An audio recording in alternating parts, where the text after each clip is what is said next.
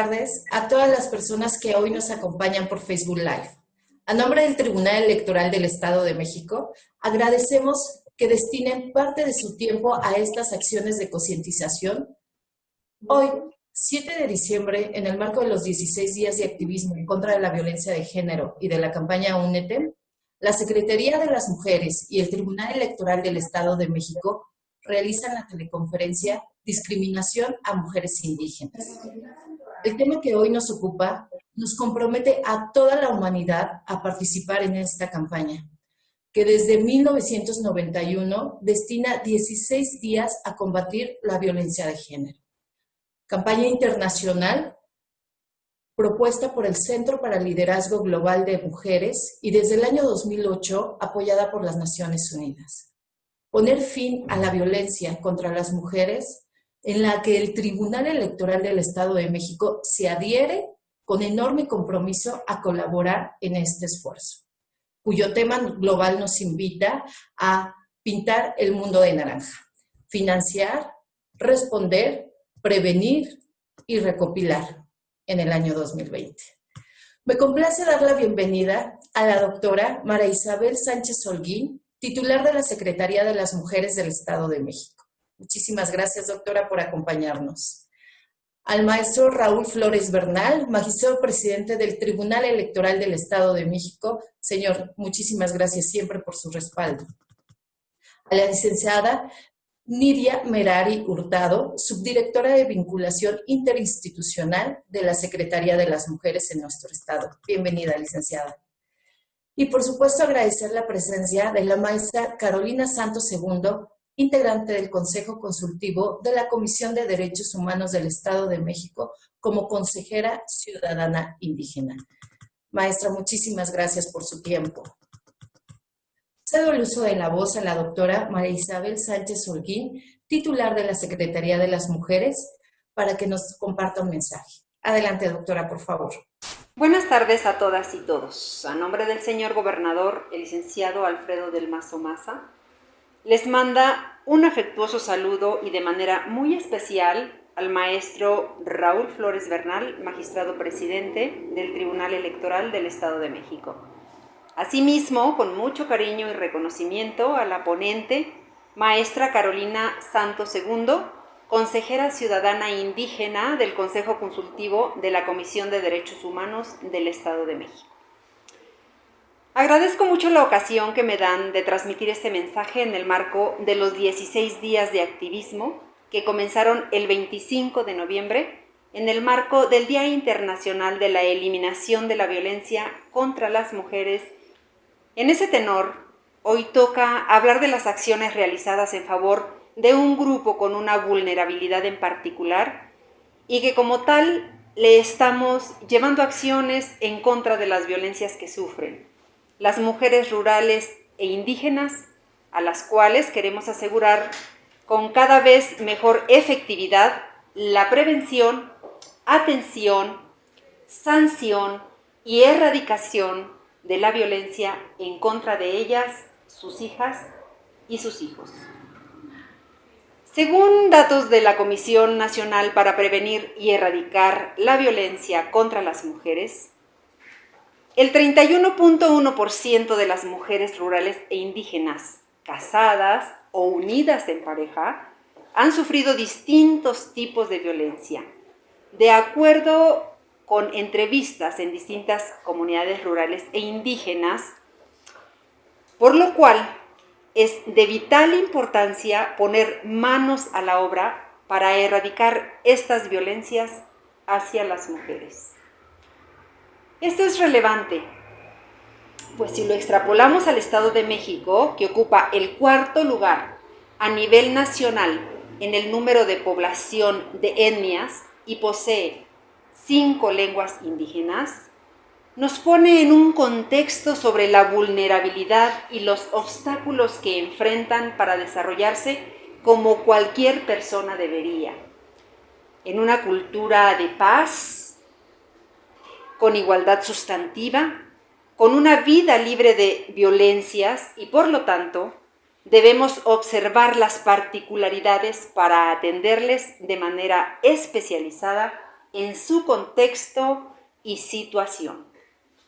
Por ejemplo, tanto de manera conceptual como contextual, el ejercicio de los derechos políticos de las mujeres rurales e indígenas requiere una atención especial, derivado de algunos usos y costumbres que se dan en ciertas comunidades, o simplemente de las prácticas al margen de la legislación electoral en sociedades machistas. Entre los elementos que influyen en ello podemos observar el sexo, el género, la identidad y la etnia, lo cual nos ayuda a identificar cómo llevan a cabo sus interacciones y las vías de empoderamiento en la vida política. Esto se identifica a partir de la triple discriminación de su clase. Desde su género y desde su condición étnica, lo que hace que las mujeres rurales e indígenas sean oprimidas, sean excluidas por ser pobres, por ser mujeres, por ser indígenas. En lugar de reconocer la riqueza individual y cultural que aportan dentro de sus comunidades y para un contexto estatal y nacional más amplio que requiere de ellas para conocer de sus necesidades y de empoderarlas en su actuar. En línea con la Agenda de Género 2020 de nuestra entidad, la cual establece la ruta para una atención especializada a las mujeres rurales en el combate a la violencia en contra de ellas, sus hijas y sus hijos, actualmente, entre otras acciones, estamos llevando a cabo jornadas en las zonas rurales e indígenas de los distintos municipios del Estado de México, las cuales cuentan con distintos servicios que brindan a todas las mujeres, a sus hijas y a sus hijos, entre los cuales puedo mencionar los siguientes. Unidad móvil de atención para la prevención de la violencia de género, que cuenta con asesoría jurídica y psicológica. Módulo de orientación sexual y prevención del embarazo adolescente. Red Naranja, que es un mecanismo de prevención de la violencia. Talleres de ecotecnias y óptica FERET, que son exámenes gratuitos y lentes a muy bajo costo. Además, refrendando el compromiso personal del señor gobernador del Estado de México, licenciado Alfredo del Mazo Maza, hemos puesto en marcha el Centro Regional de Atención a Mujeres Rurales e Indígenas en el municipio de Aculco, único en su categoría, para brindar apoyo educativo, desarrollo personal, servicios de salud, cursos de capacitación, talleres, proyectos productivos, asesoría jurídica, asesoría psicológica, actividades culturales, además de brindar acompañamiento cuando sufren alguna situación de violencia de género, desigualdad o discriminación. Es por ello que agradecemos y reconocemos este gran compromiso de nuestro gobernador por su apoyo y respaldo a las mujeres de este sector.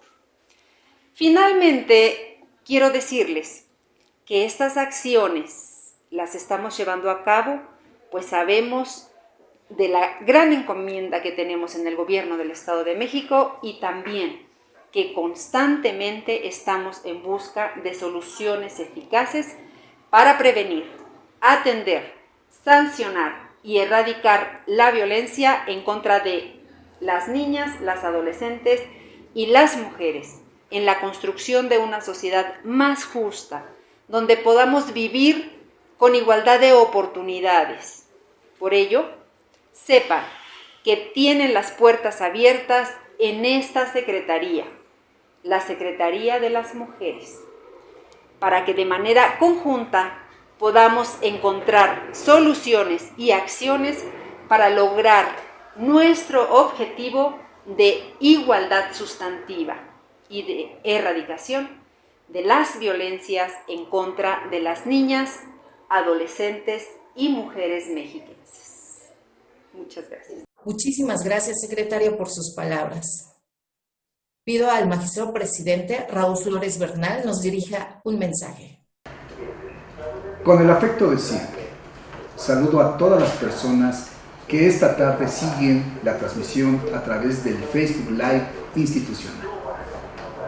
Saludo con respeto a la doctora María Isabel Sánchez Holguín, titular de la Secretaría de las Mujeres, a quien en esta oportunidad le expreso mi felicitación por su nombramiento al frente de esta importante responsabilidad. De manera especial, saludo a mis compañeras y compañeros del Pleno, así como a todas las personas servidoras públicas con quienes tengo el honor de laborar en el Tribunal Electoral del Estado de México, enviándoles a todas y todos mis mejores deseos para que ustedes y sus familias se encuentren gozando de salud. Y si bien podemos hablar de la salud desde un plano personal, también tenemos la oportunidad de valorar la salud de las sociedades y de nuestras instituciones. De entre los males que hoy aquejan a nuestra sociedad destaca el que sufren quienes representan más del 50% de la población mundial: la violencia de género. Erradicar el rostro de la violencia es un reto global. Por ello, en el Tribunal Electoral nos sumamos a la campaña 16 días de activismo contra la violencia de género para asumir responsabilidades y convertirnos en agentes de cambio de esta realidad. Cuando hablamos de mujeres indígenas, la discriminación o marginación lamentablemente se duplica. Abordar este tema y saber de qué manera debemos colaborar para erradicar la discriminación resulta muy útil, más aún cuando estamos inmersos en el proceso electoral. Podemos reflexionar acerca de la importancia de garantizar el pleno ejercicio de los derechos político-electorales de las mujeres indígenas. Para ilustrarnos en un tema tan importante, me complace dar la bienvenida a la maestra Carolina Santos II, mujer mexiquense, orgullosa de su origen mazahua, quien disertará la conferencia Discriminación a Mujeres Indígenas. Desde el Tribunal Electoral del Estado de México, trabajamos para garantizar el pleno ejercicio de los derechos político-electorales de todas las mujeres y aspiramos a que un número mayor de ellas pueda participar activamente en la vida política de sus comunidades y de sus municipios. Seguros estamos que la participación de la maestra Carolina fortalecerá la formación que de manera permanente realiza este órgano jurisdiccional en favor de la prevención de toda forma de violencia, en especial la violencia de género. Muchas gracias. Muchísimas gracias siempre, señor presidente. Solicito a la maestra Nidia Merari Hurtado dar lectura de una breve semblanza de la amplia trayectoria de nuestra ponente, la maestra Carolina Santos II, mujer brillante, mexiquense, de origen indígena, licenciada en Comunicación Intercultural y maestra en Humanidades, quien es hoy una voz calificada para compartir su experiencia y fundamentalmente qué acciones debemos impulsar desde nuestro entorno para cerrar el paso a esta discriminación. Adelante, licenciada, por favor. Gracias, Gaby. Muy buenas tardes a todas y todos. Un gusto poder saludarles. La maestra Carolina Santos II inició su carrera a través de la defensa de sus propios derechos, principalmente el de poder elegir sobre su propia vida. Cuando egresó de la primaria, sus padres y su familia le prohibieron seguir estudiando por ser mujer. Sin embargo, ella sabía que su género no era razón suficiente para negarle uno de los derechos que ella sabía que tenía y que quería ver reflejado en su vida. Fue esta circunstancia de vida que la motivó a luchar por sus sueños y ser promotora de los derechos de los pueblos indígenas y particularmente de los derechos de las mujeres y niñas. Ella es egresada del título de experto en pueblos indígenas, derechos humanos y cooperación internacional, que es un programa ofertado por la Universidad Carlos III de Madrid, en España, y la Universidad Indígena Intercultural del Fondo para el Desarrollo de los Pueblos Indígenas de América Latina y el Caribe. Es maestra en Humanidades por Ética Social por la Universidad Autónoma del Estado de México y licenciada en Comunicación Intercultural por la Universidad Intercultural del Estado de México. Actualmente, Carolina Santos es integrante del Consejo Consultivo de la Comisión de Derechos Humanos del Estado de México como consejera ciudadana indígena. Es conferencista sobre derechos humanos a nivel nacional e internacional.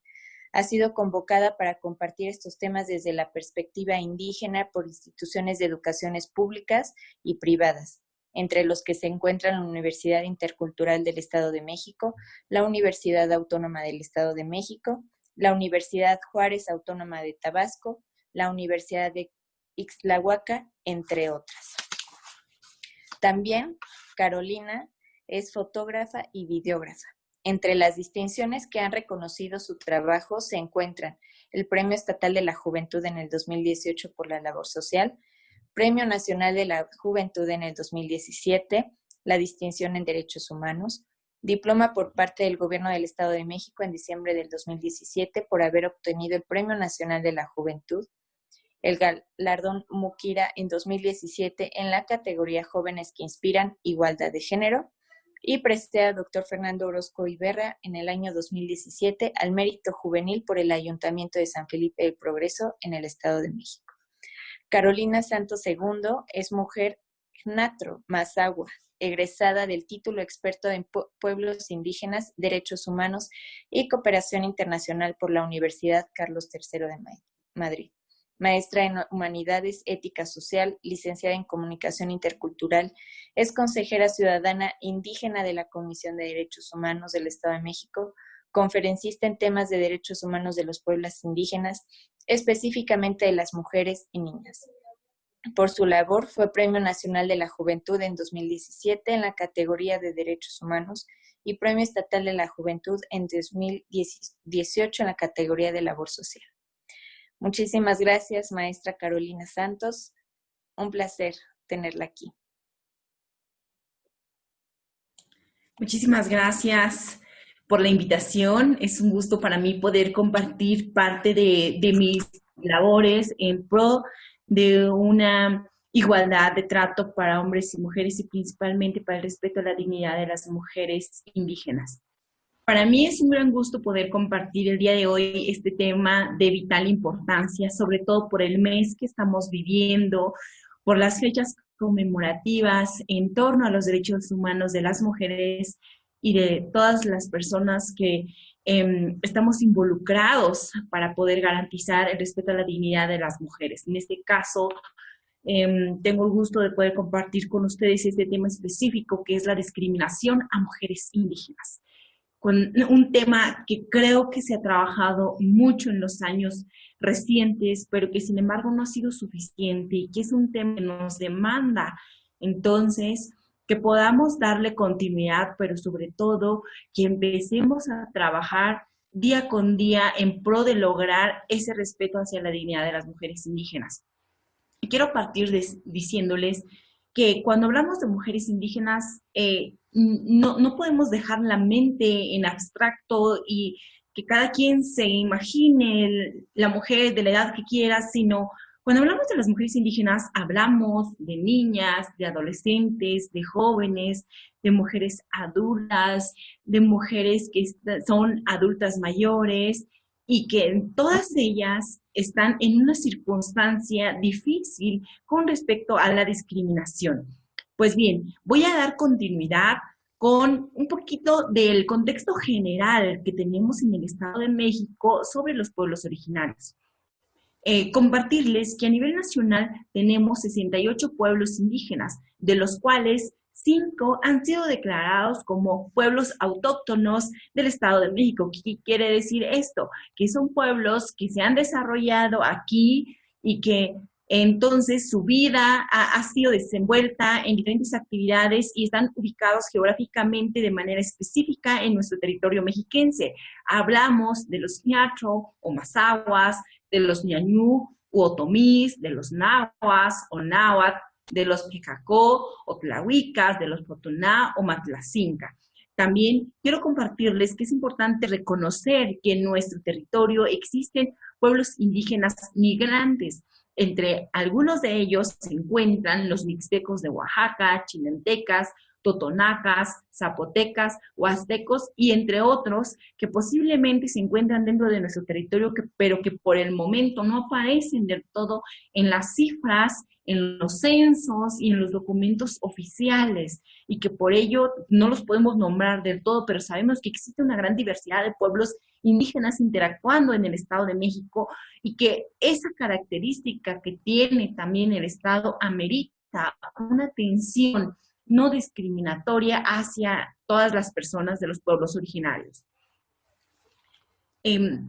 Quiero partir también compartiendo qué es la discriminación. La discriminación es uno de los males sociales que han existido a lo largo de la historia. Es una problemática que se adapta y se ha venido renovando de manera constante para mantenerse vigente en el mundo. Es uno de los retos pendientes que la sociedad global tiene por resolver, que demanda mecanismos urgentes para erradicarlo y prevenirlo, de tal manera que las próximas generaciones vivan sus consecuencias de menor manera. Un dato importante es que la discriminación hacia las mujeres indígenas es una causa fundamental tanto de la violencia, así como de la falta de respuesta hacia los tipos de violencia que las mujeres sufren. En nuestra Constitución Política de los Estados Unidos, en el artículo 1, se establece que queda prohibida toda discriminación motivada por origen étnico o nacional, el género, la edad, las discapacidades, la condición social, las condiciones de salud, la religión, las opiniones, las preferencias sexuales, el estado civil o cualquier otra que atente contra la dignidad humana y que tenga por objeto anular o menoscabar los derechos y libertades de las personas. Entonces, es importante partir desde qué nos dice nuestra Constitución y qué es lo que la sociedad está reproduciendo en su día a día. Entonces, aquí nuestra norma máxima en el territorio mexicano nos dice que este acto que se vive todos los días está prohibido. Entonces, veamos cómo es que estamos actuando, no con lógica, en la normativa que hay. Entonces, hay que analizar por qué sucede esto. La Constitución nos dice también en el artículo número 2 que la nación tiene una composición pluricultural sustentada originalmente en sus pueblos indígenas, que son aquellos que descienden de poblaciones que habitaban en el territorio actual del país al iniciarse la colonización y que conservan sus propias instituciones sociales, económicas, culturales y políticas, o parte de ellas al menos. Entonces, vemos cómo es que el título de pluriculturalidad, de multiculturalidad de México se debe justamente a la existencia de los pueblos indígenas y que entonces este mal que denominamos discriminación está contrarrestando, se está oponiendo a la existencia de esta diversidad de muchas formas. Y justamente eso es lo que hoy tenemos que desmenuzar, reflexionar cómo es que se recarga y se sostiene hoy en día. Quiero partir desde cómo pensamos, cómo imaginamos a las mujeres indígenas y cuál ha sido el concepto que se ha venido promoviendo y que se ha venido transmitiendo a las personas sobre quiénes son las mujeres indígenas.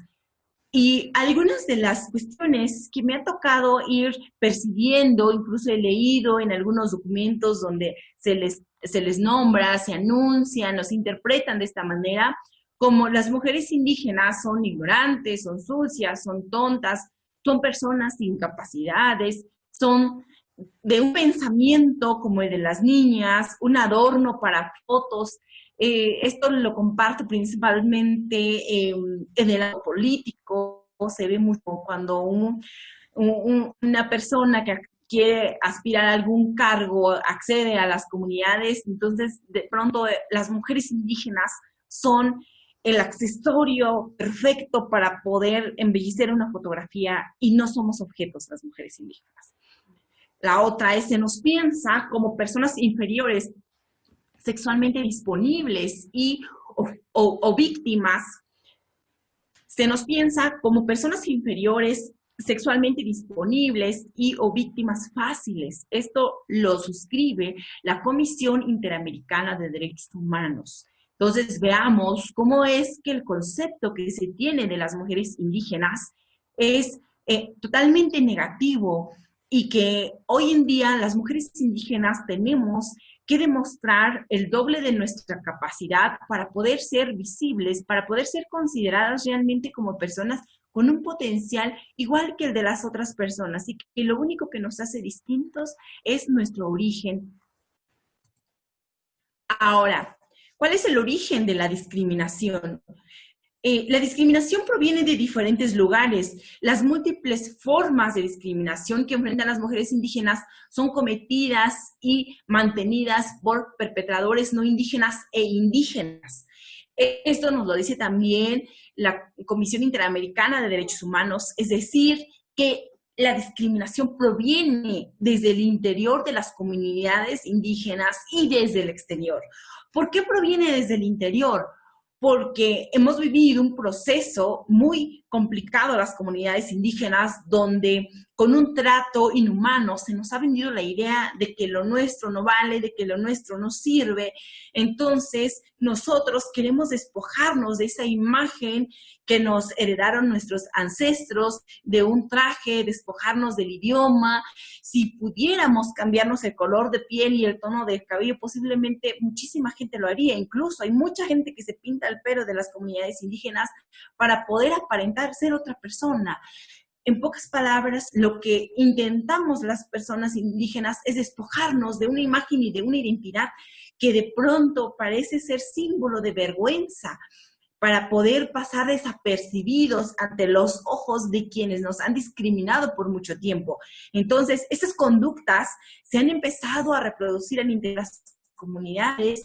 Entonces, la gente desde las mismas comunidades discrimina a quienes son morenos, morenas, a quienes hablan la lengua, a quienes portan el traje tradicional y quienes también empiezan a retomar o siguen practicando determinadas costumbres y tradiciones que son propias de nuestros pueblos.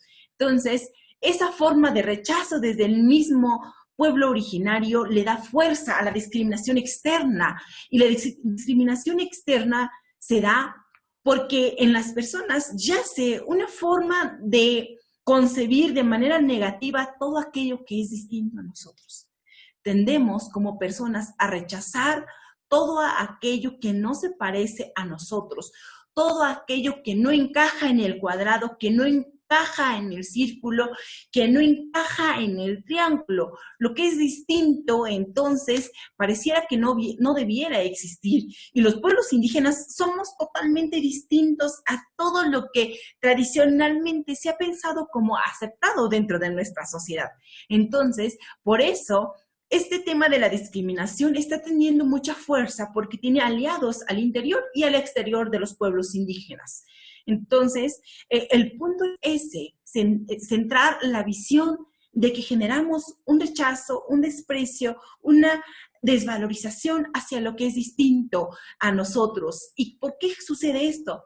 Porque nos da la idea o la sensación de que es vergonzoso, de que no vale, de que no sirve, incluso que es un reto o una amenaza hacia nosotros. También, por otro lado, hay algunos escritores que muestran y que nos dicen que las personas llegamos a sentir esto justamente a través de sensaciones como el asco, como el desprecio, como la repugnancia. Entonces, juntar todos estos sentires negativos, obviamente se va a traducir en gestos no favorables con respecto al respeto a la dignidad de la gente, en acciones que no garantice ese respeto a la dignidad también, e incluso también puede ser que no haya ni un acto de gesto, ni una acción. Muchas veces la discriminación se percibe de una manera en la que no es necesario que haya algún diálogo previo. Entonces, es una expresión, una forma de actitud tan sutil, pero que sin embargo está dejando un gran rezago dentro de las comunidades indígenas. Y eso es lo que tenemos que tener siempre en el centro de atención, porque justamente este tipo de acciones pueden provenir de cualquier persona, desde la persona que es líder en la comunidad, desde la persona que está en el centro de salud, desde quien está en un puesto de tomas de decisión importante en el ayuntamiento, en el estado, en las instituciones, desde donde sea, porque esto puede florecer en todas las personas.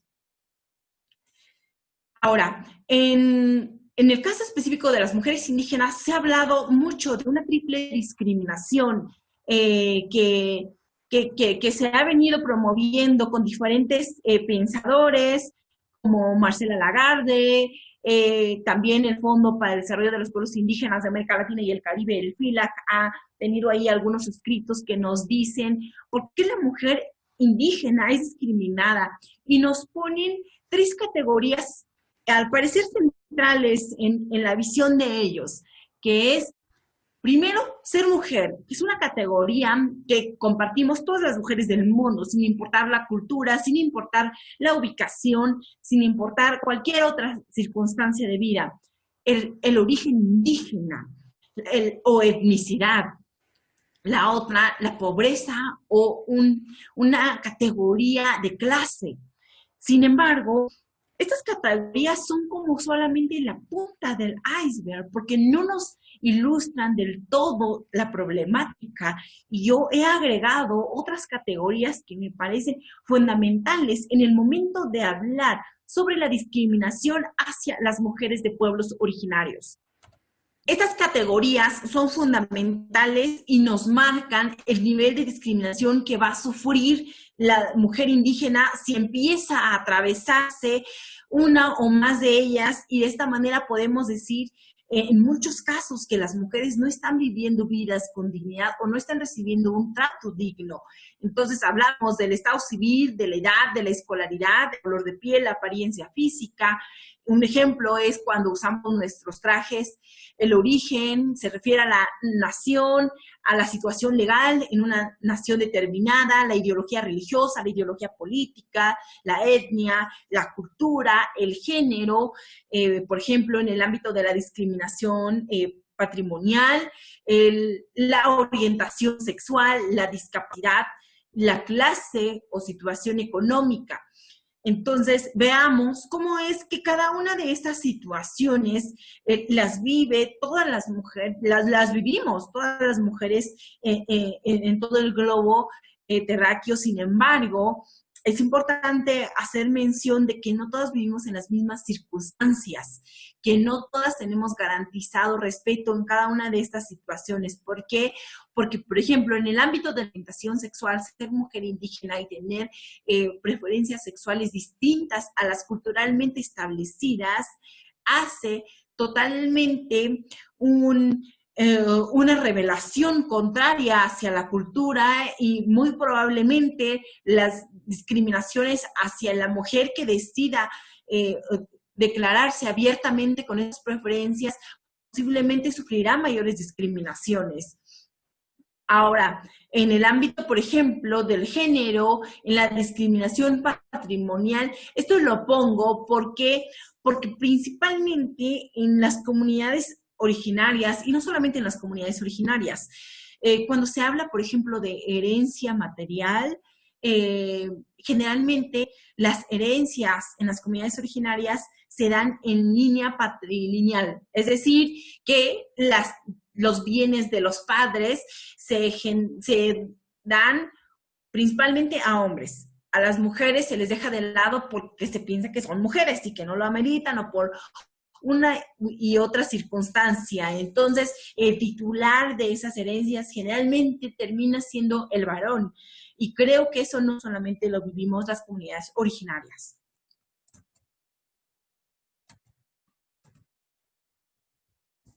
Se trabó mi presentación. Ok, continúo. Ahora quiero compartirles dónde son los espacios donde las mujeres sufren mayor discriminación. El primero de ellos es en las escuelas. Aunque sea en las escuelas de su misma comunidad, empieza a haber rechazo entre las niñas, los niños, jóvenes adultos, empieza a haber ese trato indigno hacia las mujeres por alguna de las características que ya les compartía. En los centros de salud, como la restricción del servicio, en muchas comunidades, por ejemplo, en San Felipe del Progreso, hay centros de salud donde las personas pueden acceder a una ficha para ser atendidos solamente si van a apartar su lugar a las 3 de la mañana o a las 4 de la mañana, sin importar las condiciones en las que estén de salud, porque no hay otra forma para poder acceder al servicio. También a través de las esterilizaciones forzadas, muchos médicos y personal de servicio de salud abusa de su condición para poder forzar a las mujeres a utilizar algún método para poder prevenir los embarazos. Muchas de ellas no son consultadas de manera libre y previa. Muchas de ellas se enteran tiempo después de que tienen algún dispositivo o algún tipo de método anticonceptivo. Entonces, esto va en contra de sus derechos sexuales y reproductivos y cada vez es una práctica más constante. También muchas de las mujeres tienden a sufrir de prácticas como la cesárea, cuando en México se rebasa los límites permitidos de las cesáreas y en las comunidades indígenas es un tema que se ve de manera constante. También se rechaza mucho el uso de la medicina tradicional. Cuando las mujeres declaran ante los médicos y el servicio de los centros de salud que han consumido algún tipo de tratamiento o medicina natural o tradicional, generalmente se les dice que no deben de consumirlo, que eso no sirve, que por qué lo hacen, que entonces para qué van al médico. También la atención en otro idioma dificulta muchísimo la atención. Es muy difícil poder poner en diálogo al personal médico con las mujeres indígenas cuando no hablan el mismo idioma. Es muy complicado que se les pueda dar un servicio de salud digno. También muchas de las mujeres son acosadas por el personal médico y muchas de ellas no denuncian este tipo de trato. ¿Por qué? Por las circunstancias que les compartí anteriormente, porque se piensa que son víctimas fáciles, que son mujeres dispuestas para poder tener algún acto sexual con el personal médico y no solamente con ellos se da, pero eso sí lo quiero poner aquí en el diálogo. ¿Por qué? Porque así se vive en las comunidades y eso no siempre es denunciado, porque tenemos, más adelante les voy a compartir esa dificultad de la no denuncia. También en el comercio, por ejemplo, se les regatea muchísimo sus productos. Cuando las mujeres desean pasar del ámbito informal al ámbito formal, existen un sinnúmero de trabas que ellas no cumplen o que tienen que cumplir, pero que no cuentan con las herramientas en ese momento para poder convertirse en personas que estén dentro del comercio de manera formal. Eso me parece también que es una forma de discriminación. También la participación política es uno de los más polémicos en la actualidad. ¿Por qué? Porque no existe hoy en día una representación política que refleje a las mujeres indígenas y que les dé la oportunidad de poder acceder a puestos de participación, de tomas de decisión, como lo hacen las personas que no son de pueblos originarios. Entonces, socialmente tenemos un reto mayúsculo en el ámbito de la participación política. ¿Por qué? Porque necesitamos que cada vez la preparación de las mujeres indígenas sea más alto. ¿Por qué? Porque tenemos que demostrar el doble de que sí tenemos la capacidad, que podemos liderar espacios de tomas de decisiones, que tenemos conocimiento organizativo, que conocemos la geografía de los espacios del territorio mexiquense, como para poder ser lideresas políticas. Entonces, este es un vacío tan importante de recalcar porque muchas de las mujeres que quieren participar en la política por una circunstancia de educación no son aceptadas, porque también creo que hace falta que los partidos políticos empiecen a abrir puertas a las mujeres indígenas y que ellas puedan tener la oportunidad de tener algún puesto algún puesto de representatividad, pero también me parece que las comunidades indígenas tienen que conocer que tienen esos derechos. Hombres y mujeres de los pueblos indígenas deben saber que tienen la posibilidad de postular y que también se asegure una oportunidad de que ellos puedan estar en estos espacios de liderazgo y de mandato de cierta forma. Entonces, existe ahí mucho trabajo que realizar en el ámbito político, sobre todo porque necesitamos dejar un precedente para las próximas generaciones, para que las nuevas mujeres de pueblos originarios puedan ver en un futuro algo muy normal, una participación política, donde no se tenga que golpear a la mujer que quiere aspirar a algún puesto, donde no se le pueda denigrar por alguna circunstancia, donde no se le tengan que poner condiciones inhumanas para poder acceder a un puesto político. Eso me parece que es sumamente importante. También los espacios públicos como los restaurantes, los espacios donde las mujeres pueden consumir alimentos. De verdad les voy a compartir una experiencia muy particular en ese sentido.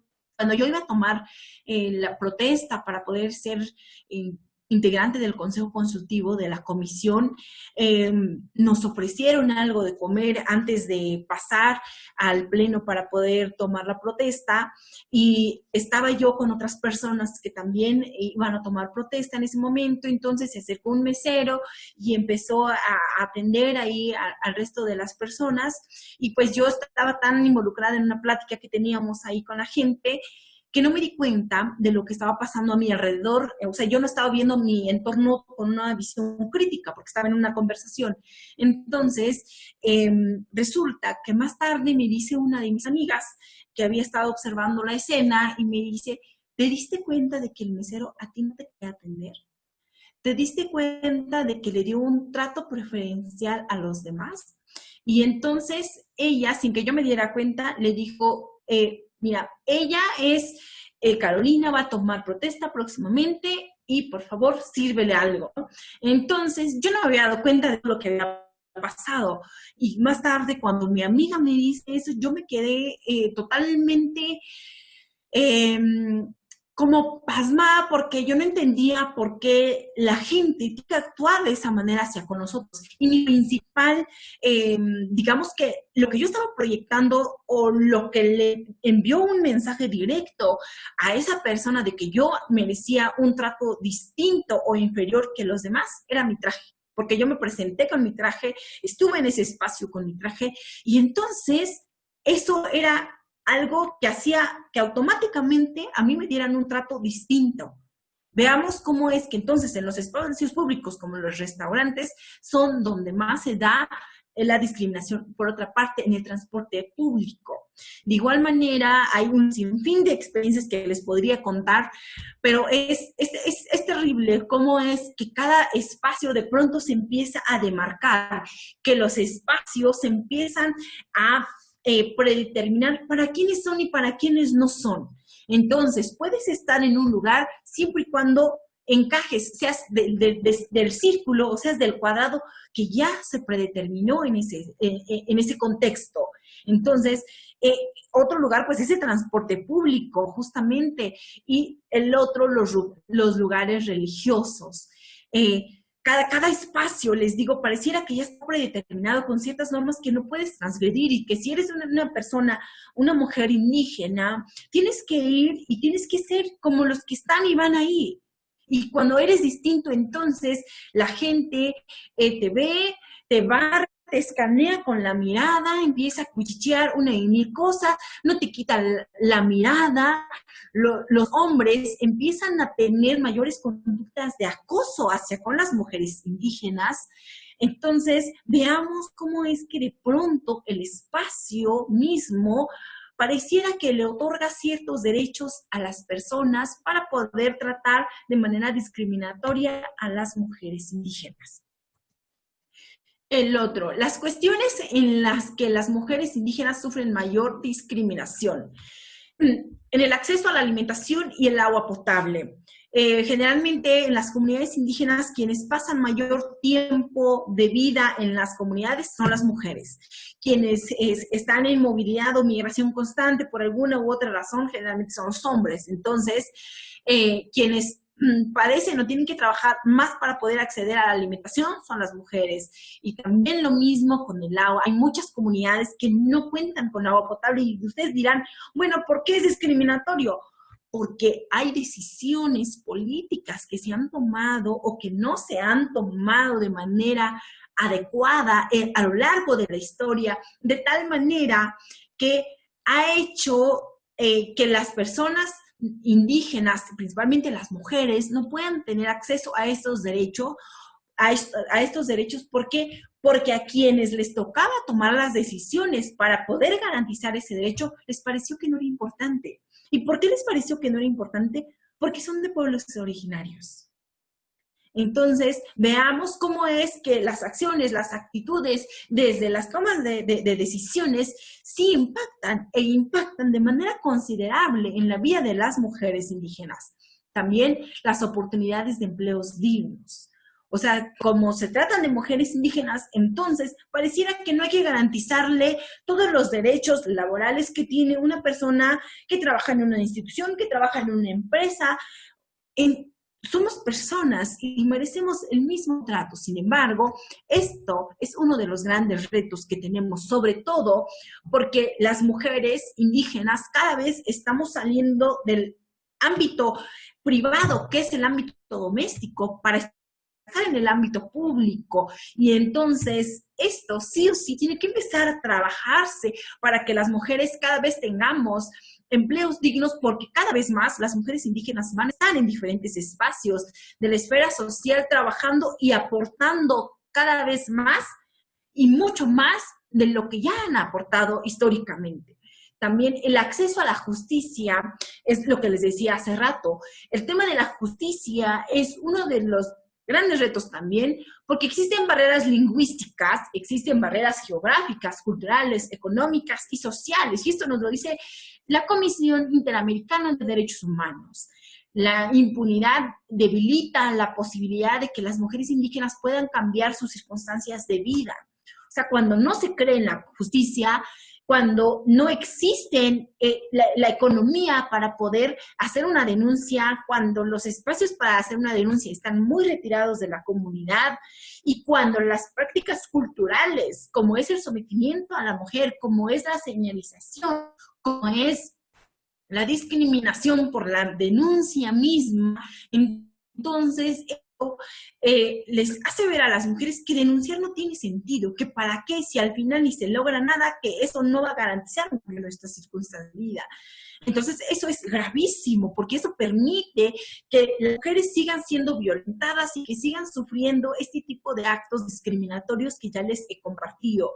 Pero de verdad, imagínense ustedes a una mujer que tiene que atender a sus hijos, que tiene que velar por el campo, que tiene que cuidar a los animales, que tiene que preocuparse por el aseo doméstico, que tiene que preocuparse por su educación moral y académica, sobre todo ahora en tiempo de pandemia, y aparte tiene que ocuparse de una demanda, y que tiene escasos recursos, que va a decidir si destinarlos a la alimentación, al vestido, al calzado de ella o de sus familiares, o destinarlo para una denuncia, para que se le haga justicia, cuando no debiera ser necesario.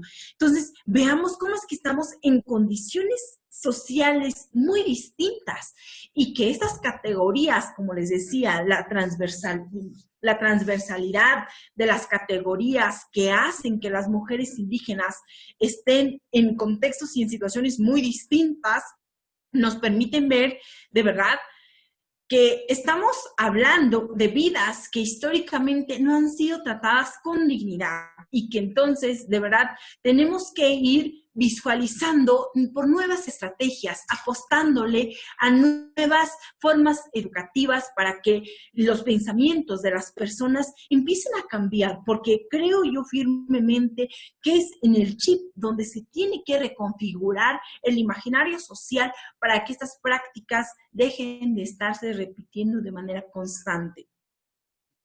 Y la otra es la privación de su acceso a servicios sociales y económicas, como les compartí ya hace un momento.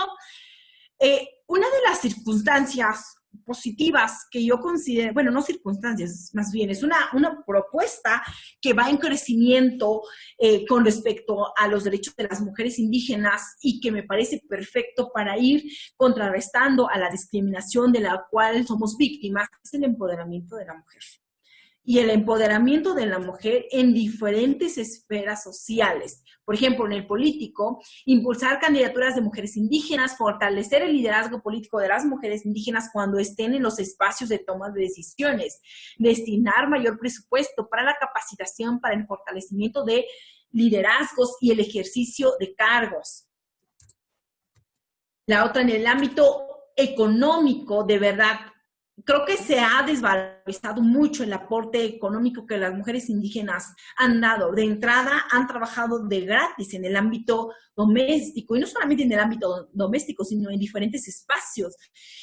Necesitamos empoderarlas también en el ámbito cultural, pero necesitan refuerzos como aliados que estén preocupados por las mismas temáticas, como es el rescate del idioma, como es el rescate de los trajes tradicionales, de las costumbres, y en el ámbito educativo definitivamente.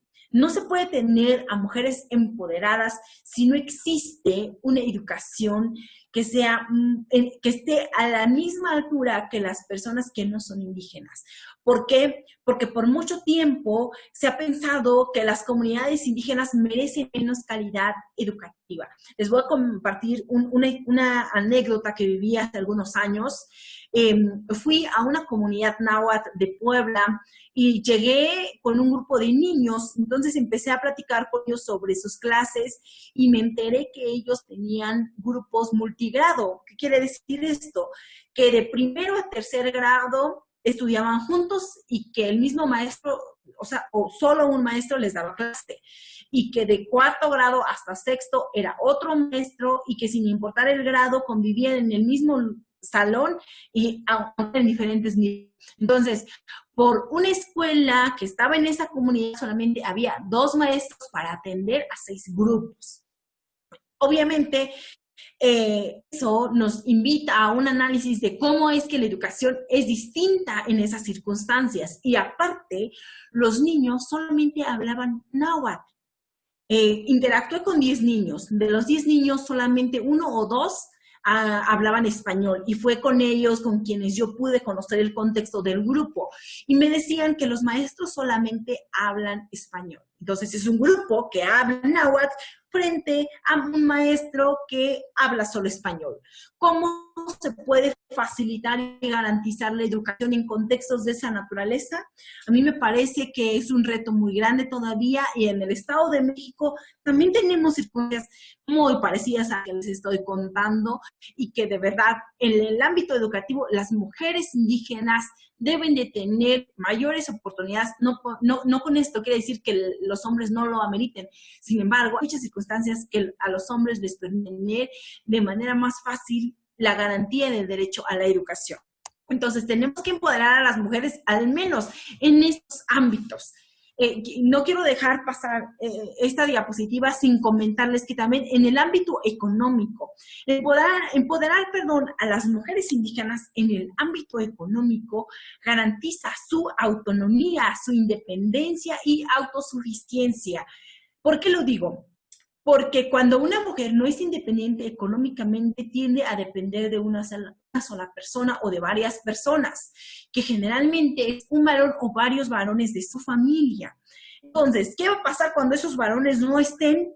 Entonces se trunca o se mutila la oportunidad de que las mujeres indígenas desarrollen esas capacidades económicas y que accedan a esa autonomía. Y una mujer autónoma va a tener menos posibilidades de sufrir violencia doméstica, de sufrir diferentes circunstancias terribles en la vida. ¿Por qué? Porque la economía también es poder. Una mujer que sufra de violencia doméstica tiene mayores facilidades de salir de esa violencia si tiene un trabajo, si sabe más cosas que hacer que las que se han desarrollado ya en el ámbito doméstico de manera tradicional. Entonces, poder impulsar el empoderamiento económico en las mujeres es vital hoy en día. ¿Cuáles son tres de los aliados que yo he identificado y que de verdad van sumamente de la mano con la discriminación, el patriarcado. Desde el sistema en el que vivimos es el patriarcado. Desde las comunidades, el machismo. Y ya de manera general, el capitalismo, ¿no? Entonces, tenemos que tener también muy en cuenta estos tres temas. ¿Por qué? Porque mientras el patriarcado continúe promoviendo discursos discriminatorios hacia las mujeres y que se sigan aceptando tratos inhumanos desde las instituciones, desde el espacio público, entonces no nos va a permitir a las mujeres avanzar hacia ese trato con dignidad.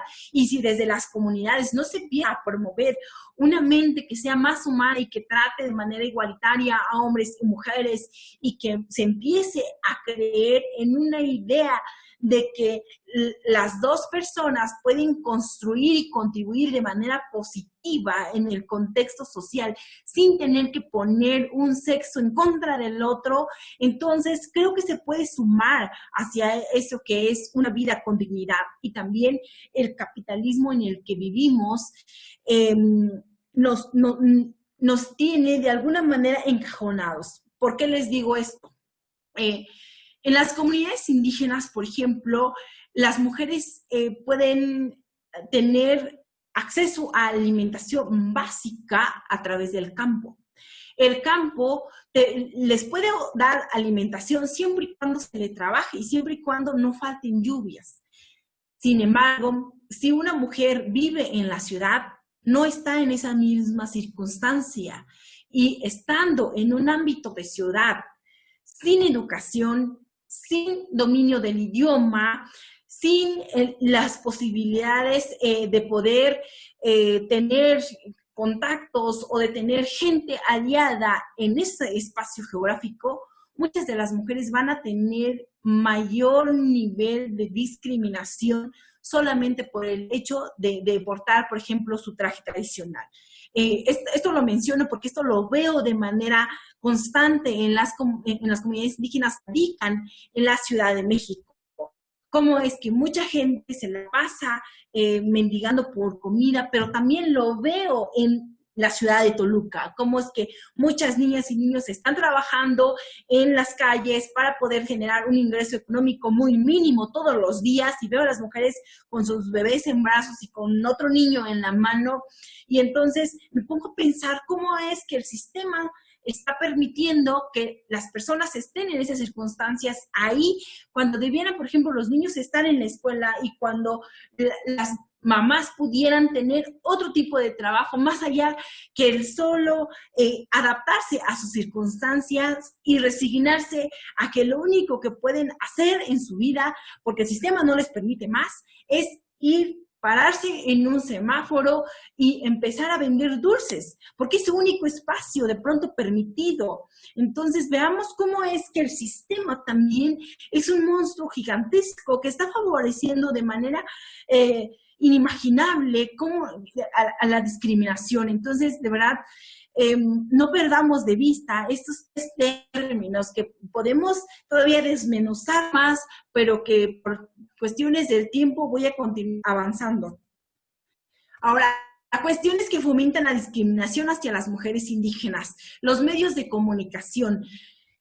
La comunicación masiva, ya sea a través de redes sociales, a través de la radio, a través de la televisión, el internet y otros medios que están a nuestro alcance, son también promotores de la discriminación. Pensemos en cómo se representa a las mujeres indígenas en diferentes programas, como en espacios de revista o de comedia, las telenovelas, en diferentes shows. Generalmente las mujeres entran como para que el mundo se ría de ellas, con conductas que justamente nos causan gracia, con personajes en películas como La India María, cuando hay personajes, por ejemplo, de población originaria en películas, en series o en novelas.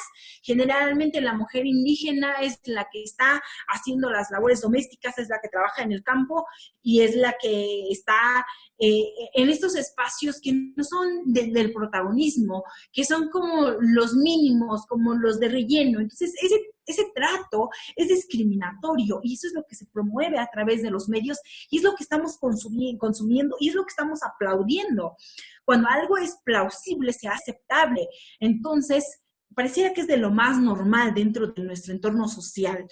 Y yo les preguntaría, ¿cuántas veces hemos visto, por ejemplo, a una mujer indígena que de verdad sea la que esté conduciendo noticias, que esté en el ámbito de deportes, que esté, no sé, en las portadas de la revista? Hasta el día de hoy, la única que se me ocurre es Yalitza Aparicio, y que ha sido ella una de las personas que más ha sufrido discriminación en los últimos años y meses, podríamos decirlo, porque es la figura que ha salido de manera pública y que me parece que ha sufrido un fenómeno que ella ha sabido aprovechar muy bien para poder contrarrestar esta situación, pero que ella no lo va a lograr sola. Y ese es nada más un ejemplo. Ahora, ¿cuál es el espacio que ocupan las mujeres indígenas? Bueno, ya les comentaba lo de las películas, lo del entretenimiento, y que todo esto nos sigue promoviendo la idea de que ser indígena es malo. Entonces, tenemos que tener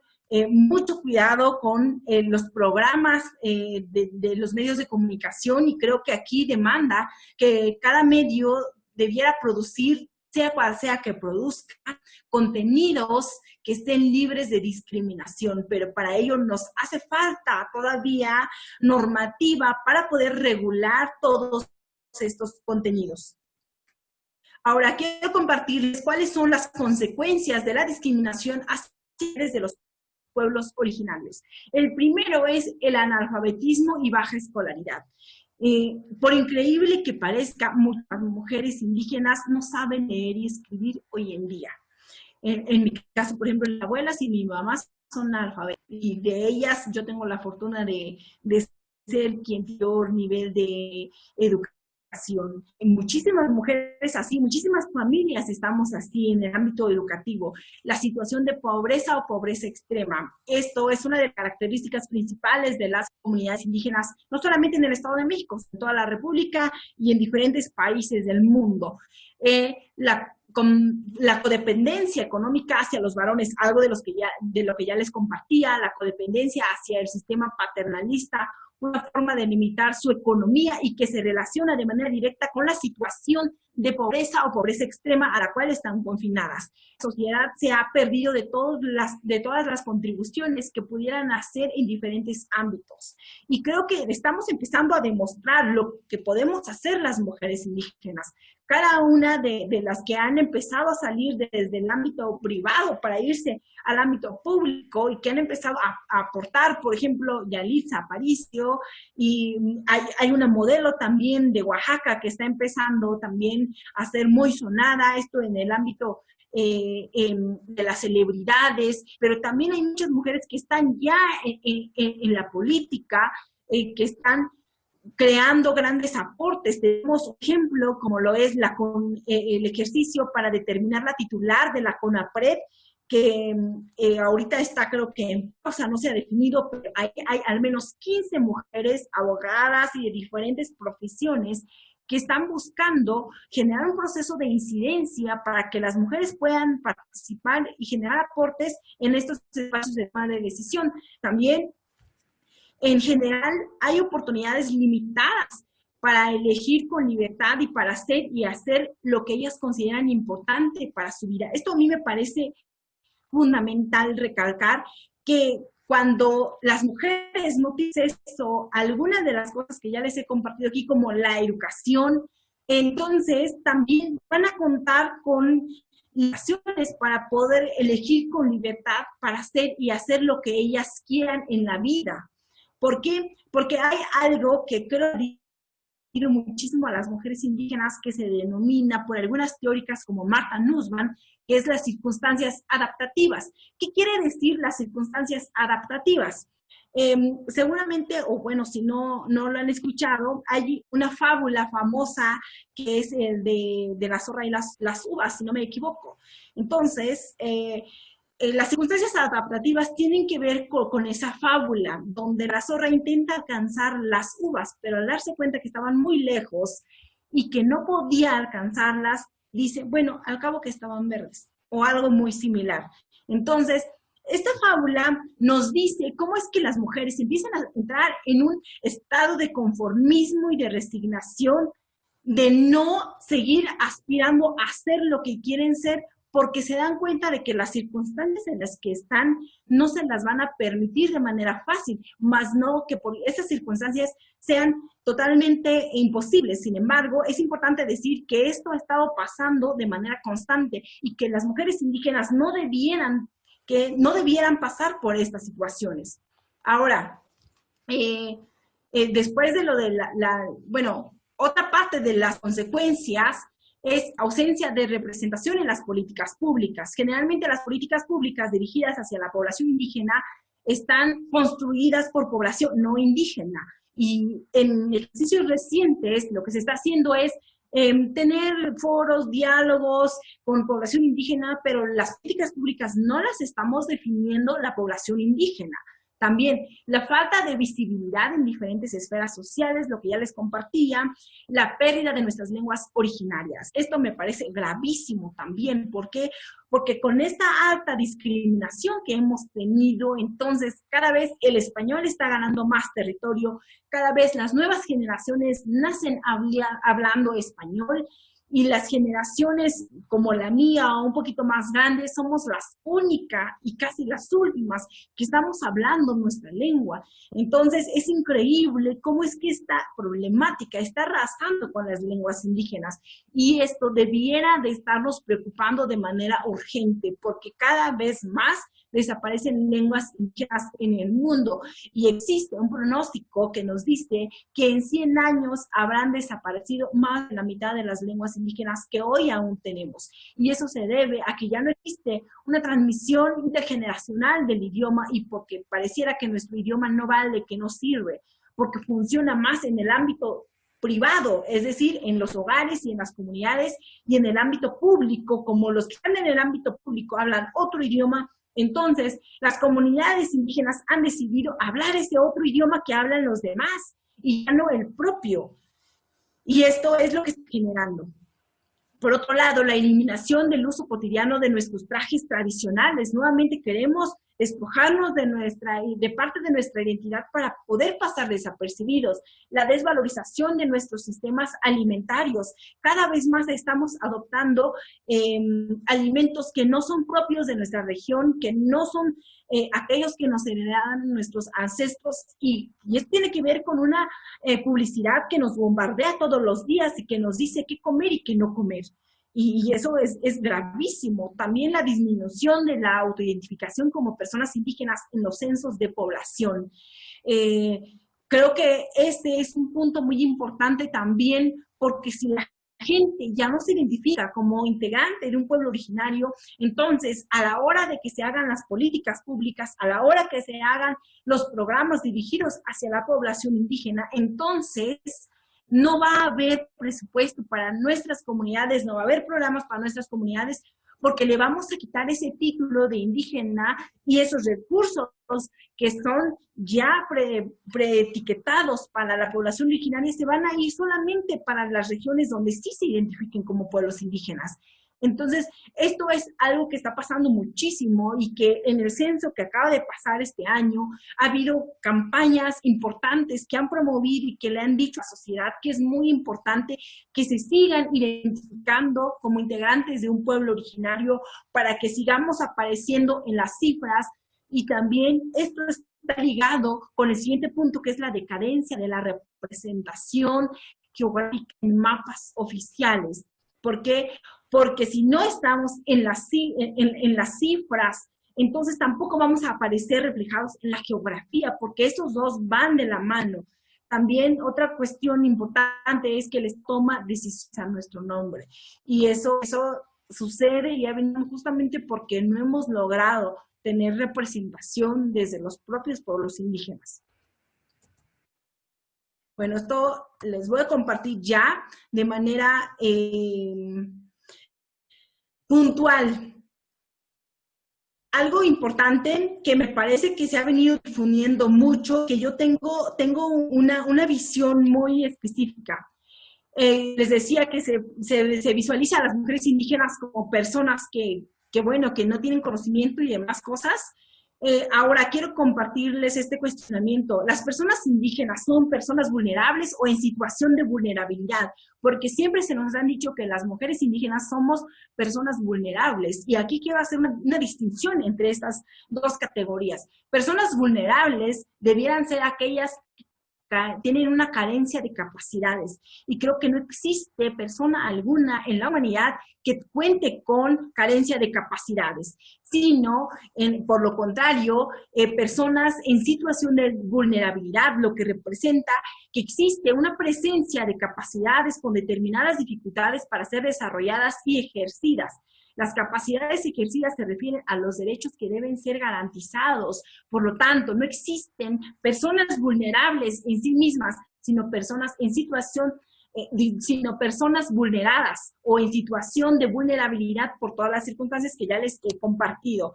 Y este es un ejemplo. Por ejemplo, si quisiéramos nosotros poner a hombres y mujeres en una carrera, veamos cómo es que existen en las líneas de las mujeres múltiples tareas que tienen que hacer antes de llegar a la meta y cómo es que el camino de los varones está despejado.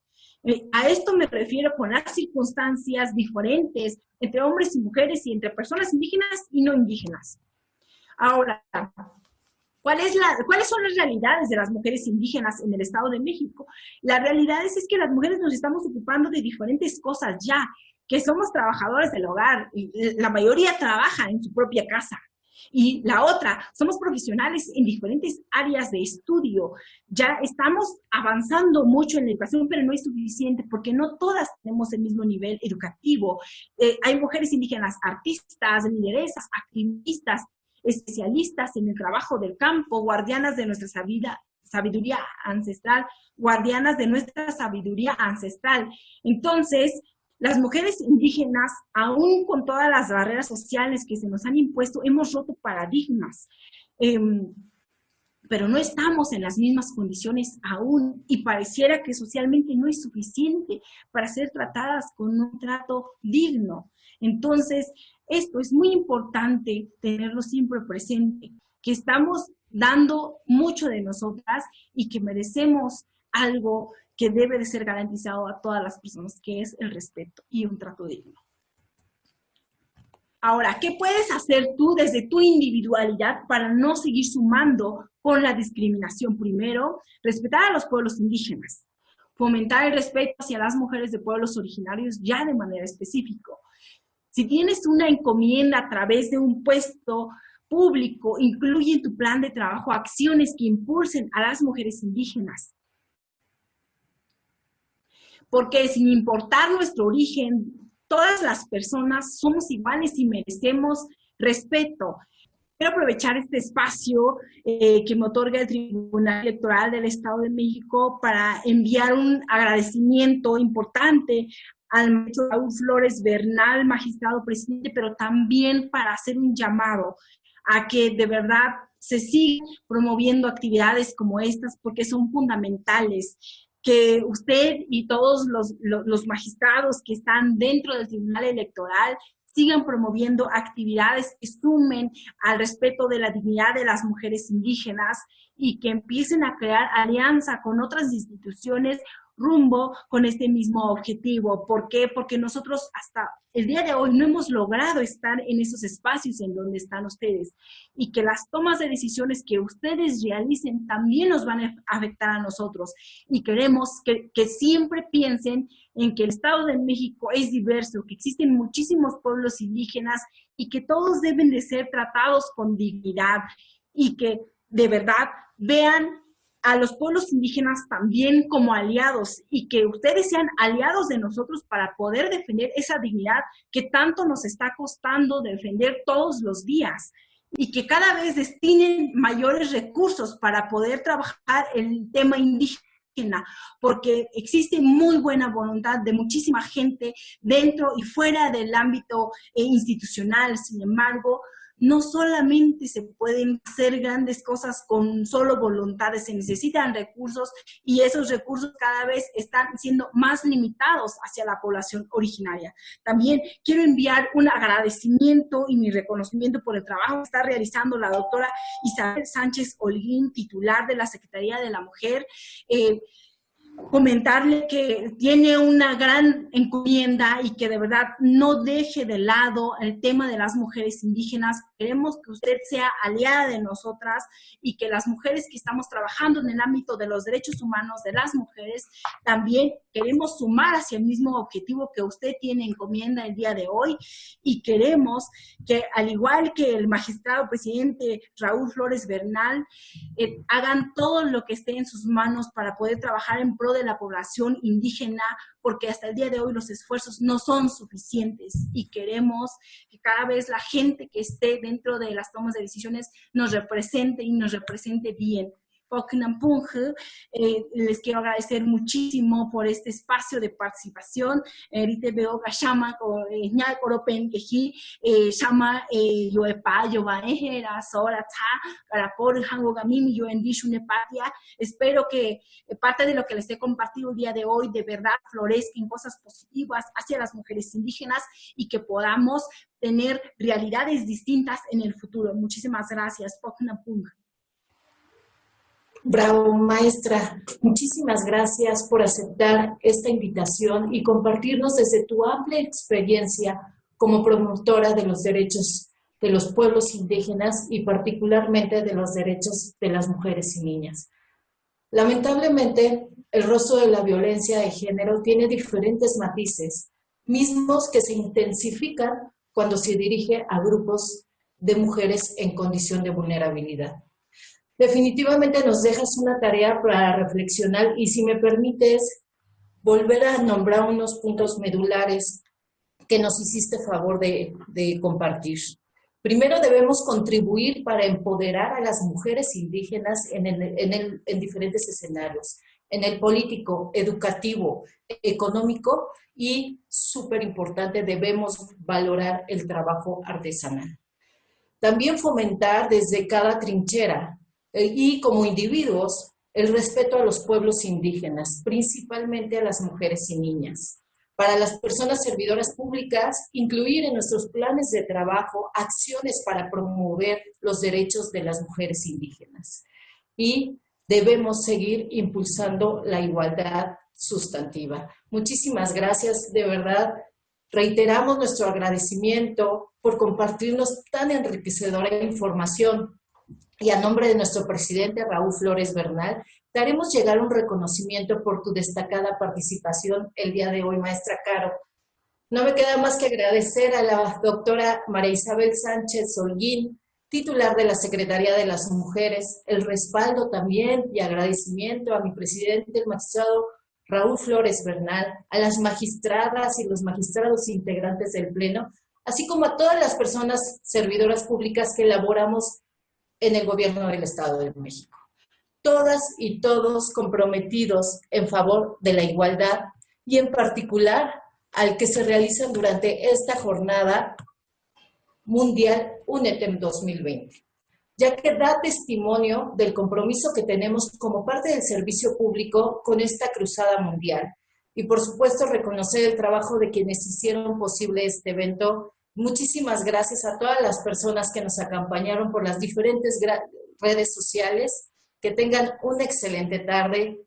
Gracias nuevamente, doctora, presidente, doctora Holguín, maestra. Muchísimas gracias por su presencia. Que tengan una muy buena tarde. Hasta luego.